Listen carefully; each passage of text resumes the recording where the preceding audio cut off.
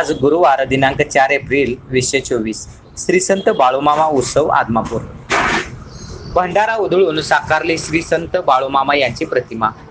आदमापूर येथील श्री संत बाळूमामा उत्सवाचे औचित्य साधून बाळूमामा यांचे भंडारा उधळून सुंदर चित्र तयार केले आहे। पाटण तालुक्यातील डाकेवाडी काळगाव येथील शेतीमित्र डॉक्टर संदीप डाकवे यांनी चॉकलेटी रंगाच्या कागदावर डिंकाच्या सहकार्याने सुरुवातीला बाळूमामांच्या चित्राची आउटलाईन काढल्यावर त्यावर भंडारा उधळत कल्पकतेने हे चित्र साकारले आहे।